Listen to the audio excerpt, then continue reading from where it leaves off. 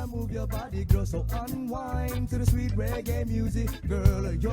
good morning. Bananas of Zeus. We had to kind of move things around a little bit because we had the Rear Admiral on. Don't worry, we asked him for his ID before we let him on the show. No, so we're going to close the show with the news. Tomas is going to come on again and talk about the Daily Question. Yeah, and it's good to close the show with the news because, man, there is so much to go over, so much to unpack. There's a lot, guys. But right now, though, let's go into our KUAM News link Zoom room where Pale Eric Forbes is sitting by. Good morning, Paulie. Buenas. We're just so excited to launch this new podcast, Ileknia Si Pali, on the KUAM podcast network. Paulie, you have a great description of this podcast. So again, for those people who are going to be listening to this first episode, how would you describe your podcast, Ileknia Si Pali? Well, I guess I would describe it as a fiesta plate or a fiesta table. You know, it's got everything thrown in, even the kitchen sink. So a little bit of history, culture, language, social stuff, questions, cultural notes, things of the past, things of the present, and maybe even look into our crystal ball into the future.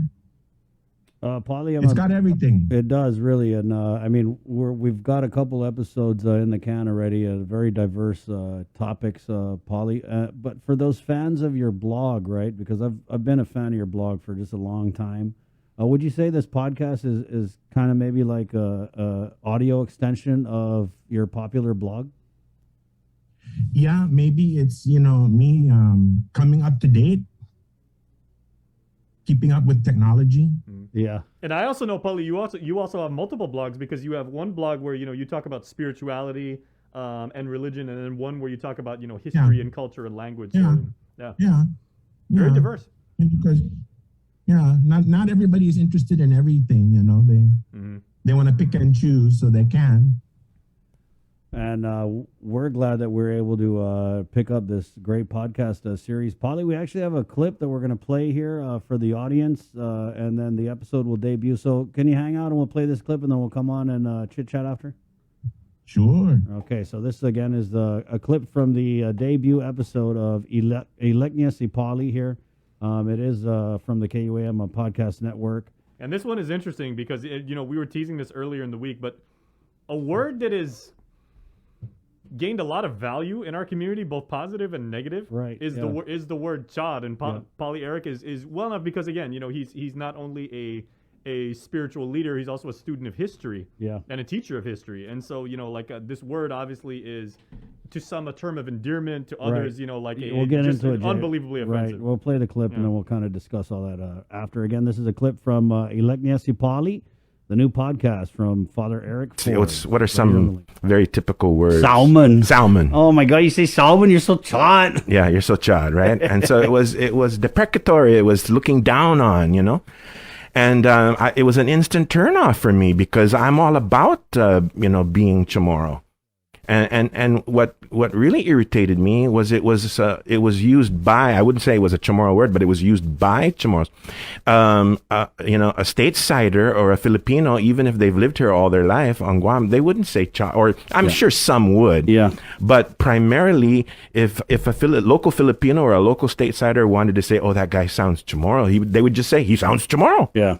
He sounds really Chamorro. But the chaud using Chamorros would say, "Oh, he sounds so chaud." They wouldn't say he sounds Chamorro. They'd say he sounds chaud. Yeah, that's so weird. And you're right. People who aren't from Guam would never use the word. And in some ways, it almost reminds me a little bit of the N-word, right? It's like you have certain people who use it, and then everyone else cannot use it.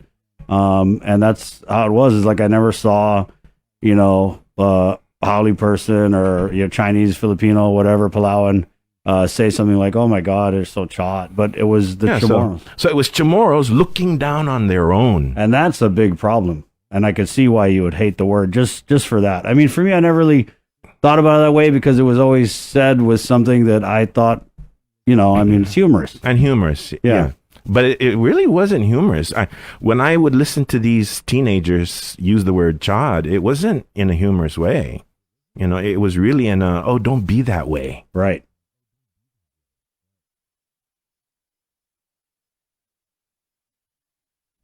This is it was really interesting to me, Paulie, because you know they say Chamorro is like it's oral, right? It's not written language, and so I found with this chaud, it was almost a similar way as when you were trying to research the history of the word. There was very little like written documentation about it, right?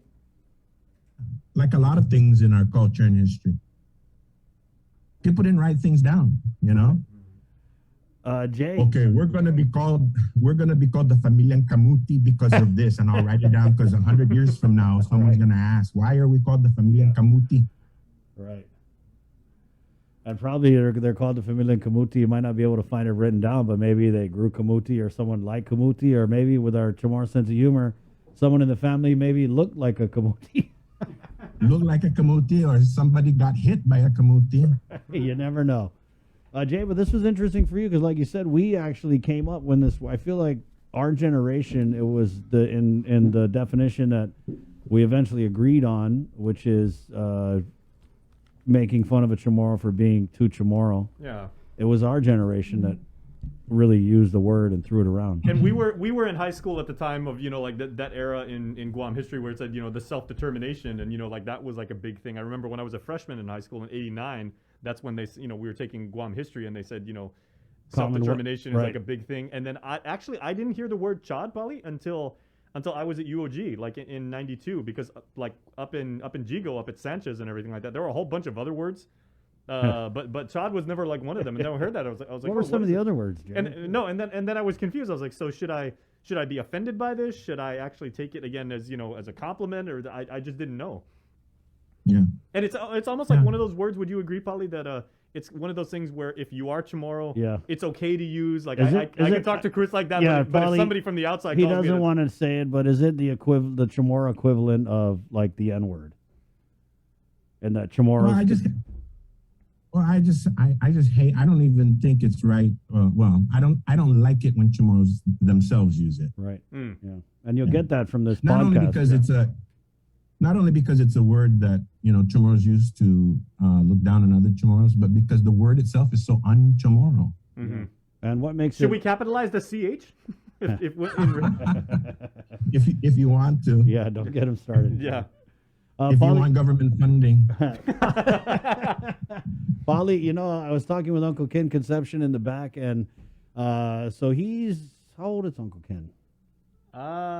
He'd probably tell you 26, but yeah, I think he might be 70 and up. But he was telling me, he was like, "Oh, I could tell you what that word means right now," and he actually said that it was short for chauda. And if you guys listen to the podcast, you're going to find out that the word chaud and its meaning and how it's used has evolved over, I would say, like the last 50 years, probably. And so Uncle Ken, who is probably 70 or so, he's of that generation where he said his mom would always tell them a day had any chauda, but they would shorten it to, I guess it got shortened to chaud, right? Yeah. Which is a very un-Chamorro way of shortening chauda. What would be the most Chamorro way to shorten chauda? I don't think they would. It's 2 syllables already. I know. I think once you see like the Zori flying towards your head, that's all the shortening you need to know. And so, Polly, we kind of go on the podcast is, I mean, if you had your way in a perfect world, the C word, if you will, the CH word would never be used again. Can you kind of tell us why, without ruining it for people who haven't heard the episode yet? Well, because it's, you know, it's a word used by Chamorros to look down on other Chamorros. It's a very un-Chamorro word in its pronunciation and construction, and I think it's on its way out. And if I can push it out the door quicker, I'll do my part. Mm-hmm. Yeah, it's funny that we're trying to push this out the door and retire of this word, but because of this podcast, a lot more people are going to be saying it. At least, you know, well, they'll know not to say it, maybe. Yeah, right. Well, because your priest told you to. But Polly, we also have Tomas Menglonia, you know, who hails from Rota here in Zuma. We were actually asking too. Is, you know, one of the things I've always appreciated about how you explain and explore history is it's not just on Guam, and it's Chamorros are widely distributed and everything like that. So do you find the use of this word to also be prevalent in the CNMI as well? Never heard it. Never heard it in the CNMI. Now, I've been out of the CNMI for 30 years, so I can't say what's going on now. But when I was living there in the early 90s, it was never said. I only heard the word chaud when I moved back to Guam in 1994. Right. I just feel like the CNMI would never make fun of Chamorros for being too Chamorro. I mean, they want to be like too. Well, there Chamorro. might be some inter-island words, but how is it for but you? No, I did. No, I did hear about it, and I knew that it was a Guam word, but yeah, and I also the way I learned about it was that it was almost derogatory, but similar with trends and how generations take up words. It became something people almost jokingly took pride in. I don't know if you could say that, but yeah. Polly, there's something else that you're working on that I know you kind of gifted me a copy of this book, Storyadziza. Yeah. You want to show us a copy of that? I posted this on my Instagram, guys. This is really, it's an awesome book, an awesome compilation. Polly, I had no idea you were coming out with this. I know you gave me a ring the other day. I said, hey, were you at work? I want to drop this off for you. I was so happy when I came in to work. So it's a book of stories. A lot of them are short. A lot of them are humorous. And I also have a little bit of artwork in there by Roland Miranda. And no, this is not me. And this is not my grandmother.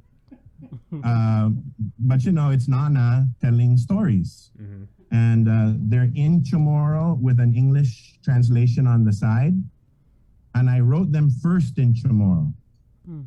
And then I translated it into English, and I had to, doctor the English up, modify the English, because you can't directly translate all the time. Mm-hmm. But it's available.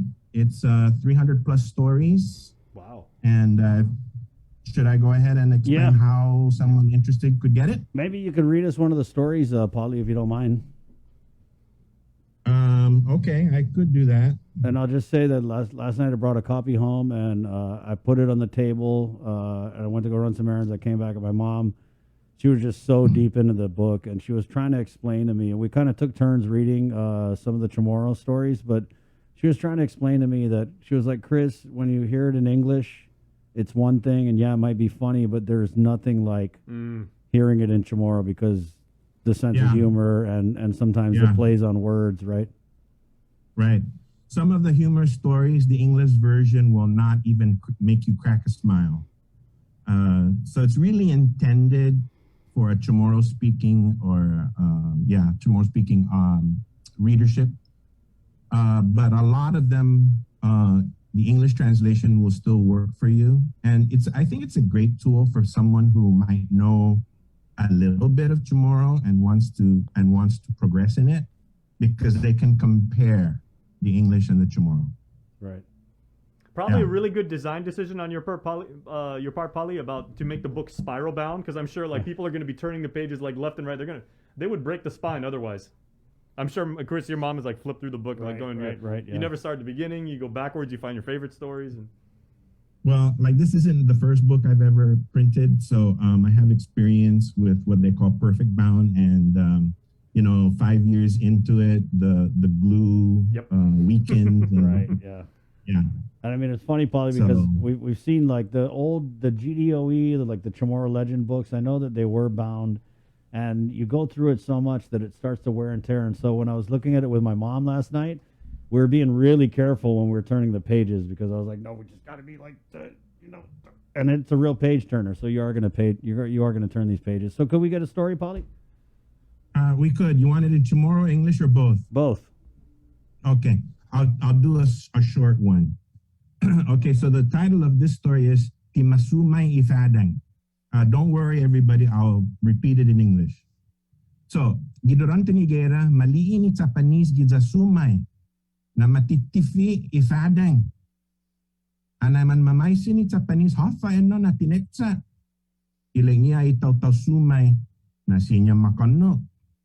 Loti masangani Japanese na bineno ifadang. Za debidu masumay finena, za usuha ibineno, antes du mafatitizas. Ay sa manyola kitaw sumay anay malii na kinanuha ifadang ni Japanese sin masumay. Pues di man malongo. Di man manyangani itaw sumay na debidu masumay. So this is a story where it's a play on Chamorro words, which doesn't, But here's the English. Maybe can you explain the play on the Chamorro words, Polly? I will. Yeah. I will. And for your information, this story might be true because an older person from Sumay told the story. So during the war, the Japanese stationed in Sumay saw people picking the fadang, the Federico nut. When the Japanese asked what fruit that was, the Sumay people said it could be eaten. But they didn't tell the Japanese that it was poisonous and had to be soaked first in order to remove the toxins before making titizas. The Sumay people got a big laugh when they saw the Japanese eating fadang without soaking it, then getting sick afterwards. The Sumay people didn't explain that it first had to be sumay. So sumay in Chamorro means to soak. So the Sumay people didn't tell the Japanese to sumay the fadang. Got it, yes. And that's an example of how it'll hold up better in Chamorro than in English. And Polly, so what would you say? There's like a few hundred of these stories, right? 300 plus. Wow. And they're kind of gleaned through historical accounts. And then you also took some kind of like folklore from around the world? Well, just different stories that I've read. This is like a 40-year collection. Oh. Yeah, so no surprise they're over 300. Wow. One thing, Polly, that I know, because you're evoking wonderful memories for me, because like you were saying, it's stories told by Nana, right? And I've got these wonderful memories of on weekends going up to my Nana's house in Agania Heights, and she would just sit me and my cousins down and then tell us like stories. But there was always a moral to them. I mean, some of them were funny, some of them were cautionary tales, but it was always like at the end of the day, it's like, okay. And that's why you don't walk on the streets by yourself, or and that's why, why when the carabao and the cow both jumped in the river, they put on the wrong skin, and now they look like that and everything like that. And one of my purposes for this book of stories is to really get into the Chamorro mentality, and by that I mean pre-war. So to really understand what the story is really trying to say, you kind of have to put your mind back into the 1930s. When the ranch was important, when family, when religion, when fishing, when local skills were important, and just the whole mentality, like Chamorro sensitivity, and why are you looking at me that way? And, just it's, because humor is very culture based. What's funny in one language is not funny in another, or one culture doesn't translate into another. So it's really a look into a traditional Chamorro mentality pre-war. Yeah, that's definitely what you get from reading this book. Polly, what's the deal though? A lot of people were messaging me and asking where can they get it. Yeah. Well, because I hope Reverend Tax isn't listening, because I don't have a business license. I'm not, this is not a business, so whatever donation, Reverend Tax, close your ears, Reverend Tax, close your ears. Reverend Tax don't listen, but Amazon is definitely listening. And do one of those take a book things and just leave a buck. Right. So how do they get a hold of you? Just know that the per book cost was about $10. Right. So whatever I can, by donation. He's too mamala to say by donation. So anyway, people can email me. And here's my email address. Does that show up? I love it. So it's Pale Eric, one word, one E, at zahoo.com.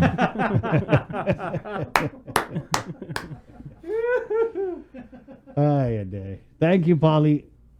And that's fine. And guys, he doesn't want to ask, but like he said, it costs $10 to print each book. So if you can just give a little donation to help him cover the cost, please do. Yeah. If you want to slip a little extra 5 on there for him to get his wine or bread or whatever, that's not a... Or my haircut. Or a Pay for my haircut. haircut. Oh, yeah, you need a haircut, long hair. Thank you, Father Eric. We're looking forward to the next episode. Jay, when does this first one drop? We have, because overwhelming demand I'm already seeing right now, it's going to be on our Facebook timeline at 11 a.m. You're going to be able to listen to the entire episode. If you cannot wait, it's on the KOM Podcast Network, all of our platforms. You're going to get on Spotify, Apple Podcasts, Amazon Music, Audible, anywhere you can get a podcast. You're going to be able to hear Pale Eric explain the origins and hopefully like the ending of the word chaud in our lexicon. Right on. Yeah, we're going to have a 9-night roastery for the death of the word chaud. There you go. And then it'll never be said again. And you know what? Subscribe to Father Eric's podcast too, because it's not, not just this episode, but like you said, it is a proper fiesta table of topics. And every time he publishes a new episode, we've already got another one coming out, I believe, next week. You're going to get those automatically. So hook it up to Spotify. You'll always get good stuff. Next month, Jay. Next month. We had to talk about this. I just can't wait. Wow, thanks, Pale Eric, for putting this together. I really can't wait to listen to it, and thank you for sharing what you know. Well, Tomas and I share an office, and it's going to be on repeat all day, so don't worry, you're going to be able to hear it. My pleasure. All right, thank you, Polly. That's that. Okay. Have a wonderful day. 9:20. We'll take a quick break, and we're going to finish the show with news next here on The Link. Good morning. The Culture Club returns. The KUAM Podcast Network is back and on demand, featuring a great variety of podcasts from our island and region, including culture, lifestyle, awareness, crime, politics, commentary, comedy, and entertainment. Available on most streaming platforms. The KUAM Podcast Network. Subscribe and listen now.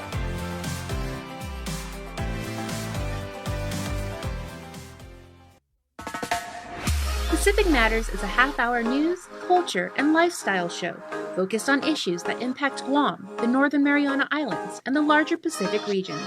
Join Tomas Maglonia every Monday to discuss politics, trends, and take a deep dive into the issues changing our island home. Because what happens in the Pacific